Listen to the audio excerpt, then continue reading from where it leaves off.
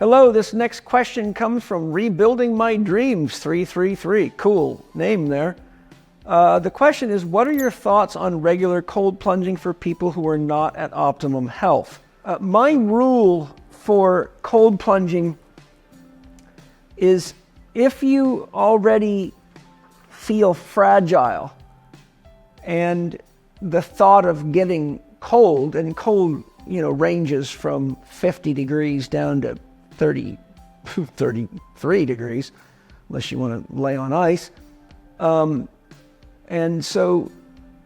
in general, enough, I'm talking about cold that will make your body start to go numb, is what I'm calling cold. If you feel that repels you, then the safest thing to do, and which I encourage people to do all the time, is just start by putting your hands either in the cold plunge or in cold water and just seeing how you do with that. That's a small dose. Your blood circulates around your body very quickly, something like every 3 seconds, I think, that your blood will make it around your body. It's pretty fast. I don't remember the exact number of seconds, but it's quick.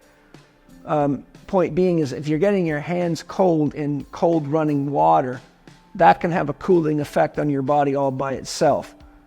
Once you're comfortable with the hands, then I recommend taking cold showers and just sticking an arm in or 2 arms in, and then starting with your butt and your legs, because the back of your body can handle cold better than the front of your body, and then slowly adapt to it.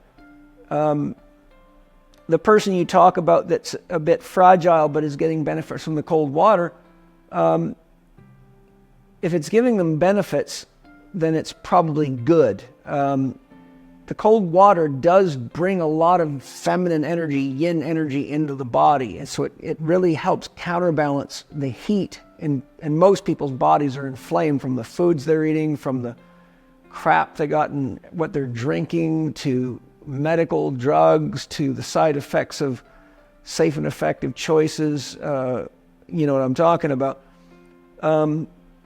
So most people have general or global inflammation for a wide variety of reasons. A lot of it's due to toxicity.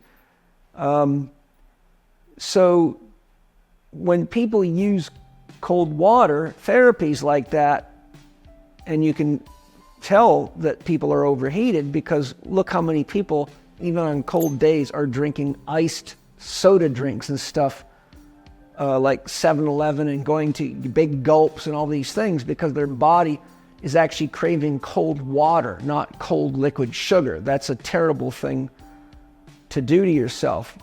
But the cold water actually decreases it, helps control the inflammation, and it helps give you more anabolic energy. So it actually has a very positive effect. So though I can understand your concerns, the actual question is, are the benefits of the cold water giving that person more healing power, more regenerative capacity, and more inflammation control that's actually bringing them out on top at the end of the day? If the cold feels repulsive, like for example, if you find yourself fighting off a cold, for example, or some kind of bug, you might notice on those days that your body does not want to get into the cold water. So a big part of this is not listening to your head, but listening to your body. Countless are the number of people that were here visiting me and just got all scared to get into the cold plunge. And I said to them, try not listening to your head. Give your body a chance to tell you. Just jump in and be honest. Just see how your body's feeling. And almost every one of them said, oh my God, I can see that my head's just been telling me all sorts of stories. I feel fantastic. So those are some of the recommendations that I would have. You are right in your concern that if someone's fragile, the cold stress can be too much for them. And if people are immune compromised, then, getting real cold like that can increase the likelihood that someone's going to catch something, because it's an additional stress the body cannot handle. But if you use the steps I've just mentioned and listen to your body, I think you'll find that it's pretty apparent that your body will tell you when to use cold, how much body to put in the cold, and how long to stay in the cold. I recommend you get out right when your body starts going numb.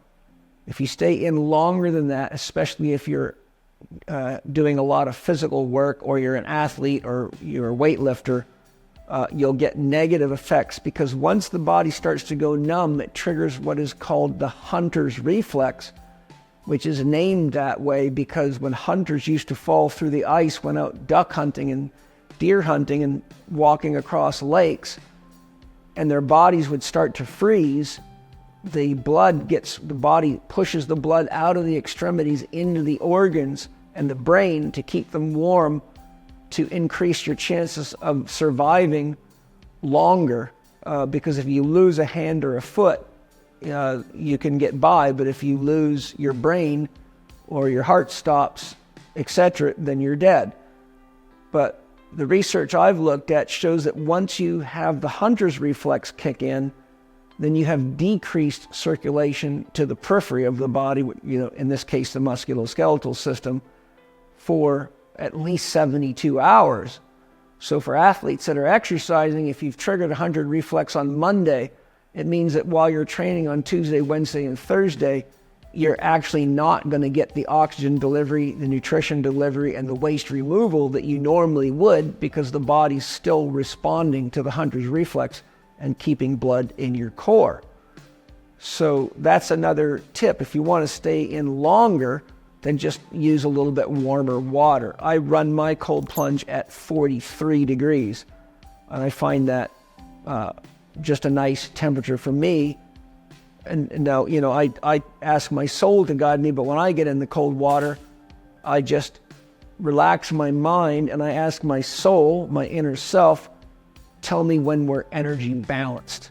That way it means I have the right balance of male and female, heat and cold, for optimum health and performance. And I typically find at 43 degrees, depending on how tired and stressed I am, that comes somewhere between 3.5 and 8 minutes. On hotter days, like when it's hotter outside, or I've worked out harder, or if I've stayed in the sauna longer, then it takes longer. And so there's a range of about 3.5 to 8 minutes at 43 degrees. Those are, I think, the most important tips I can give you right now. So I hope that supports you, and thanks for a great question.